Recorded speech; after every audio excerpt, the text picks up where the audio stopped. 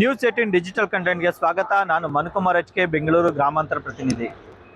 ನೀವೇನಾದರೂ ಮಕ್ಕಳು ಹಠ ಮಾಡ್ತವೆ ಅಂತ ಪ್ರತಿನಿತ್ಯ ಚಿಪ್ಸ್ನ ತಗೊಂಡೋಗಿ ಮಕ್ಕಳಿಗೆ ಕೊಡ್ತಿದ್ರಾ? ಅದಕ್ಕೂ ಮುಂಚೆ ಈ ಸ್ಟೋರಿನ ನೋಡ್ರಿ. ನೀವು ಮಕ್ಕಳಿಗೆ ತಗೊಂಡೋಗೋಂಥ ಆಹಾರ ಪದಾರ್ಥಗಳು ಈಗ ಕಳಪೆ ಮಟ್ಟದ್ದು ಆಗಿರ್ಬೋದು, ವಿಷಕಾರಿ ಕೂಡ ಆಗಿರ್ಬೋದು. ಏನು ಇದ್ರ ಸಮಸ್ಯೆ, ಯಾಕೆ ಚಿಪ್ಸ್ನ ಬಗ್ಗೆ ಈ ಸ್ಟೋರಿಲಿ ಹೇಳ್ತಿದ್ದಾರೆ ಅಂತೀರಾ? ಈ ಸ್ಟೋರಿಯಲ್ಲಿ ಕಂಪ್ಲೀಟ್ ಚಿಪ್ಸ್ನ ಮಾಡೋವಂಥ ಯಾವ ರೀತಿ ತಯಾರಿ ಮಾಡ್ತಾರೆ, ಏನೆಲ್ಲ ಸಮಸ್ಯೆಗಳಿದೆ ಅನ್ನೋದನ್ನ ಈ ಸ್ಟೋರಿಲಿ ಹೇಳ್ತೀನಿ. ಅದಕ್ಕೂ ಮುಂಚೆ ನ್ಯೂಸ್18 ಯೂಟ್ಯೂಬ್ ಚಾನಲ್ನ ಸಬ್ಸ್ಕ್ರೈಬ್ ಆಗಿ, ಫೇಸ್ಬುಕ್ ಮತ್ತು ಇನ್ಸ್ಟಾಗ್ರಾಮ್ ಪೇಜ್ನ ಫಾಲೋ ಮಾಡಿ, ಶೇರ್ ಮಾಡಿ. ಹೌದು, ಬೆಂಗಳೂರು ಗ್ರಾಮಾಂತರ ಜಿಲ್ಲೆಯ ದೇವನಹಳ್ಳಿ ತಾಲೂಕಿನ ವಿಜಯಪುರ ಪಟ್ಟಣದಲ್ಲಿ ಶ್ರೀ ಸಾಯಿ ಹಾಟ್ ಚಿಪ್ಸ್ ಅನ್ನೋಂಥ ಬೇಕರಿಯಲ್ಲಿ ಏನು ಕೊಳೆತ ಆಲೂಗಡ್ಡೆಯಿಂದ ಈಗ ಚಿಪ್ಸ್ನ ತಯಾರಿ ಮಾಡ್ತಿರೋವಂಥದ್ದು.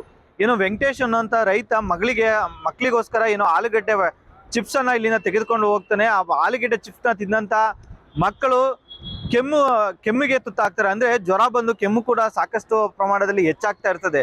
ಏನಿದ್ರ ಕಾರಣ ಮತ್ತು ಏನಕ್ಕಿದ್ರೆ ಕೆಮ್ಮು ಯಾವುದರಿಂದ ಸ್ಟಾರ್ಟ್ ಆಯಿತು ಅನ್ನೋಂಥ ನಿಟ್ಟಿನಲ್ಲಿ ಆತ ಬಂದು ಏನೋ ಬೇಕರಿಯನ್ನು ಪರಿಶೀಲನೆ ಮಾಡಿದಾಗ ಕೊಳೆತ ಆಲೂಗಡ್ಡೆಯಿಂದ ಪೊಟಾಟೊ ಚಿಪ್ಸ್ನ ಸಹ ಮಾಡ್ತಾಯಿದ್ರು. ಅಲ್ಲದೆ ಕಳಪೆ ಗುಣಮಟ್ಟದ ಆಯಿಲನ್ನು ಸಹ ಬಳಕೆ ಮಾಡ್ತಿದ್ರು. ಹಾಗಾಗಿ ಏನೋ ಆಹಾರ ಇಲಾಖೆಗೆ ಈತ ಕೂಡ ಏನೋ ದೂರನ್ನು ನೀಡ್ತಾನೆ. ಆಹಾರ ಇಲಾಖೆ ಅಧಿಕಾರಿಗಳು ಕೂಡ ಸ್ಥಳಕ್ಕೆ ಭೇಟಿ ನೀಡಿ ಏನೋ ಅಂಗಡಿಯನ್ನು ಪರಿಶೀಲನೆ ಮಾಡ್ತಾರೆ. ಆದರೆ ಪರಿಶೀಲನೆ ಮಾಡುವಂಥ ವೇಳೆಯಲ್ಲಿ ಕೂಡ ಸಾಕಷ್ಟು ಕಳಪೆ ಮಟ್ಟದ ಎಣ್ಣೆಯನ್ನು ಬಳಕೆ ಮಾಡಿರುವಂಥದ್ದು. ಅಲ್ಲದೆ ಏನೋ ಒಂದು ಡ್ರಮ್ನಲ್ಲಿ ಕೂಡ ಆಲೂಗಡ್ಡೆಯನ್ನು ಹಾಕಿ ಅದನ್ನು ಕೊಳೆಯುವಂಥ ಸ್ಥಿತಿಯಲ್ಲಿದ್ದರೂ ಕೂಡ ಅದೇ ಆಲೂಗಡ್ಡೆಗಳನ್ನು ಬಳಕೆ ಮಾಡಿ ಪೊಟಾಟೊ ಚಿಪ್ಸನ್ನು ಕೂಡ ತಯಾರಿ ಮಾಡ್ತಿದ್ರು. ಅಲ್ಲದೆ ಏನು ಪೊಟಾಟೊ ಚಿಪ್ಸ್ಗೂ ಕೂಡ ಏನೋ ತಯಾರಿಯಾದ ದಿನಾಂಕ ಮತ್ತು ಎಕ್ಸ್ಪೈರಿ ಡೇಟ್ ಕೂಡ ಯಾವುದೇ ಪೊಟಾಟೊ ಚಿಪ್ಸ್ನ ಪ್ಯಾಕೆಟ್ ಮೇಲೆ ಇರೋದಿಲ್ಲ. ಹಾಗಾಗಿ ಈ ಪೊಟಾಟೊ ಚಿಪ್ಸ್ಗಳನ್ನು ಕೂಡ ಸುತ್ತಮುತ್ತಲಿನ 40-50 ಹಳ್ಳಿ ಅಂದರೆ ವಿಜಯಪುರ ಹೋಬಳಿ ಏನಿದೆ, ಈ ಹೋಬಳಿಗೆ ಹೆಡ್ ಕ್ವಾರ್ಟರ್ ಆಗಿರುವಂಥದ್ದು. ಅಲ್ಲದೆ ಪೊಟಾಟೊ ಚಿಪ್ಸ್ ಮಾರೋದಕ್ಕೂ ಕೂಡ ಈ ಅಂಗಡಿ ಫೇಮಸ್ ಆಗಿರುವಂಥದ್ದು. ಹಾಗಾಗಿ ಸಾಕಷ್ಟು ಜನ ಇಲ್ಲಿಂದ ಪ್ರತಿನಿತ್ಯ ಪೊಟಾಟೊ ಚಿಪ್ಸ್ಗಳನ್ನು ಕೂಡ ತೆಗೆದುಕೊಂಡು ಹೋಗಿ ಮಕ್ಕಳಿಗೂ ಕೂಡ ಕೊಡ್ತಾ ಇದ್ರು. ಆದರೆ ಆರೋಗ್ಯದಲ್ಲಿ ಏರುಪೇರಾದಂಥ ಹಿನ್ನೆಲೆಯಲ್ಲಿ ಬಂದು ಪರಿಶೀಲನೆ ಮಾಡಿದ ನಂತರವೇ ಕಳಪೆ ಮಟ್ಟದ ಆಹಾರ ಇಲ್ಲಿಂದ ಕೊಡ್ತಾ ಇದ್ದಾರೆ.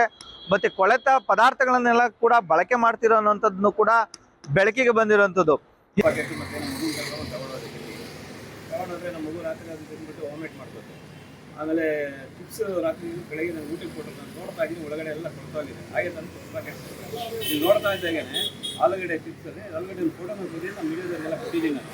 ಅದರಲ್ಲಿ ನೋಡಿ ಕೊಳ್ತಾಗ ಆಲೂಗಡ್ಡೆ ಎಲ್ಲ ಪ್ಯಾಕೆಟ್ ಮಾಡಿದ್ದಾರೆ, ಇದು ಮಾಡಿ ಚಿಪ್ಸ್ ಮಾಡಿದ್ದಾರೆ. ನಮ್ಮ ಮಾಧ್ಯಮದವರೆಲ್ಲ ತೆಗೆದಿದ್ದಾರೆ, ಫೋಟೋ ಎಲ್ಲ ತೆಗೆದಿದ್ದಾರೆ. ಅವ್ರ ಬಗ್ಗೆ ನೋಡಿ ಈ ಥರದೆಲ್ಲ ಇದೆ. ದಯವಿಟ್ಟು ಆರೋಗ್ಯ ಅಧಿಕಾರಿಗಳು ಮತ್ತು ತಾಲೂಕಿನ ಆಹಾರ ಉತ್ಪನ್ನ ನಾಗರಿಕ ಸಚಿವರುಗಳು ಎಲ್ಲ ಬಂದು ಸ್ವಲ್ಪ ಗಮನವಹಿಸಿ ಇನ್ನು ಆಹಾರದ ಮೇಲೆ ಹೆಚ್ಚಿನ ಗಮನ ಕೊಡಬೇಕು ಅಂತ ಈ ಸಂದರ್ಭದಲ್ಲಿ ನಾನೊಬ್ಬ ಅಂತಾರಾಷ್ಟ್ರೀಯ ಸಂಸ್ಥೆಯ ಒಬ್ಬ ಕಾರ್ಯಕರ್ತನಾಗಿ ಹೇಳಲಿಕ್ಕೆ ಇಚ್ಛೆಪಡ್ತಾ ಇದ್ದೀನಿ. ಈಗ ಇದು ಎಲ್ಲಿ ಬಂದಾಗ ಇಲ್ಲೆಲ್ಲ ತುಂಬಾ ಒಳಗಡೆ ಗಲೀಜಿದೆ, ಒಂದು ಚೂರನ್ನು ಏನು ಹೈಜಿನಿಕ್ ಆಗಿಲ್ಲ.